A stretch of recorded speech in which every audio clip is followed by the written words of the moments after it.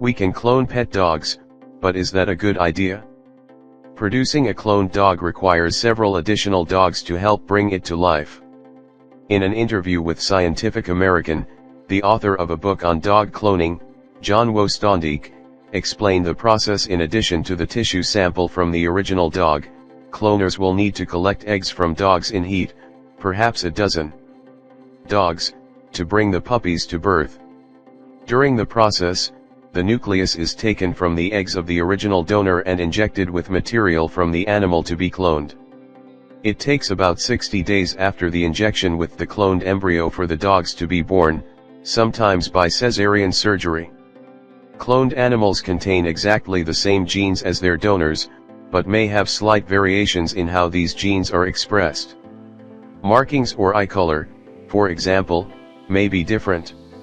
The personality of the dog influenced by the environment into which the puppy is born, so it is unlikely that it can be replicated in the laboratory.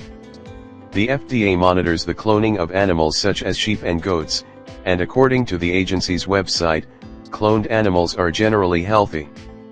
Dogs, however, have somewhat more complicated reproductive systems, making them more difficult to clone.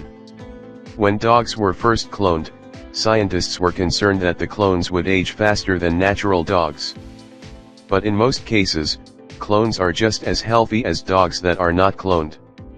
The first dog clone was created in 2005, an Afghan greyhound named Snuppy in South Korea. Snuppy lived for about 10 years before he died of cancer. Afghani greyhounds live about 11 years. In 2015, scientists went a step further by cloning 3 new Snuppy puppies. In an article in the journal Nature about the research, the scientists stated that the dogs appeared healthy and normal and would be monitored over the years. Unlike animals in the agricultural industry, cloning of pets is not regulated. In 2005, California attempted to pass a bill banning the practice. Officials cited health concerns and worries that animal control would be unmanageable if pet owners turned to clones instead of shelters. The bill was ultimately rejected. Without oversight, it is difficult to know how many dogs are cloned each year. Some animal advocacy groups, such as the Humane Society, oppose the practice. The Humane Society of the United States opposes the cloning of any animal for commercial purposes due to major animal welfare concerns. Companies offering to clone pets profit from upset pet lovers by falsely promising a replica of a beloved pet.